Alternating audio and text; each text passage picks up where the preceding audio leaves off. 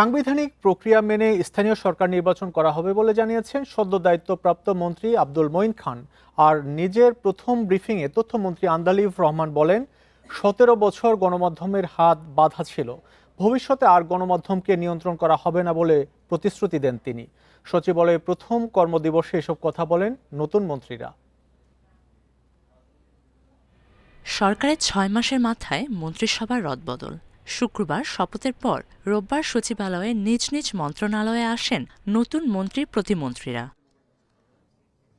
প্রথম কর্মদিবসে স্থানীয় সরকার মন্ত্রী জানালেন, সাংবিধানিক প্রক্রিয়া মেনেই হবে স্থানীয় সরকার নির্বাচন। বৈষম্যহীন সমাজ গড়ে তোলার লক্ষ্যও তুলে ধরেন তিনি। বিগত 17 বছরের যে অব্যবস্থাপনা,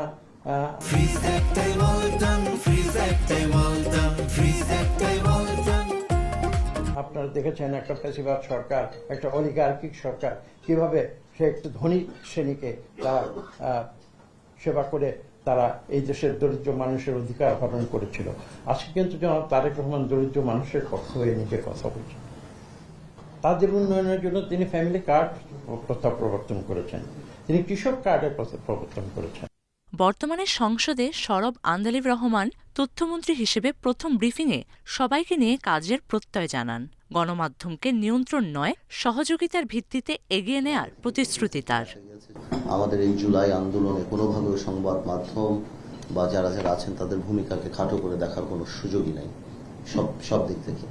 আমাদের মাথায় রাখতে হবে যে আমরা অবশ্যই এই মন্ত্রণালয়ের দায়িত্ব রেগুলেট করা, বাট কোনোভাবেও যেন আমরা কন্ট্রোলে না যাই। এদিকে পূর্ণ মন্ত্রিত্ব পেয়ে বিমানকে আরও জনবান্ধব করার লক্ষ্যের কথা জানান এম রাশিদুজ্জামান মিল্লাত। মধ্যপ্রাচ্যে ফ্লাইট সংখ্যা বাড়ানো সহ আগামী বছর বহরে 10টি বিমান যুক্ত হচ্ছে। এছাড়া 16 ডিসেম্বর বিমানবন্দরের 3rd টার্মিনাল উদ্বোধনের কথা জানান মন্ত্রী। আমরা চিন্তা করেছি যে অ্যাটলিস্ট পর্যায়ক্রমে 10টি বিমান আমরা লিজ করব। এই লিজের জন্য ইতিমধ্যেই বিমান এমডি এবং ডিএমডি তারা আরএফপি দিয়েছেন, টেন্ডার করেছেন। সততা ও নিষ্ঠার সাথে দায়িত্ব পালনের প্রত্যয় বিমান থেকে খাদ্য মন্ত্রণালয়ের দায়িত্ব পাওয়া আফরোজা খানমের। আর সবাইকে নিয়ে শান্তিপূর্ণ ও বৈষম্যহীন পার্বত্য এলাকা গড়ার প্রতিশ্রুতি দিলেন পার্বত্য চট্টগ্রাম বিষয়ক মন্ত্রী। এটা অনেক গুরুত্বপূর্ণ মন্ত্রণালয়, কারণ খাদ্য মানুষের মৌলিক চাহিদা, আর দেশে যাতে খাদ্য মজুদে ভালো ভূমিকা রাখতে পারে দেশে, সেদিকেও কাজ করব।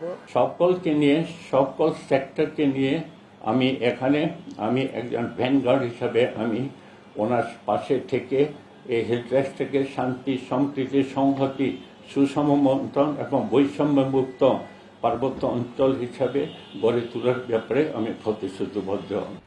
এছাড়া পররাষ্ট্র মন্ত্রণালয়ে নতুন প্রতিমন্ত্রী হিসেবে কাজ শুরু করেছেন হুমায়ুন কবির এবং ধর্ম প্রতিমন্ত্রী হিসেবে মোহাম্মদ শামীম কায়সার। Mahima Hossain, independent news, Dhaka.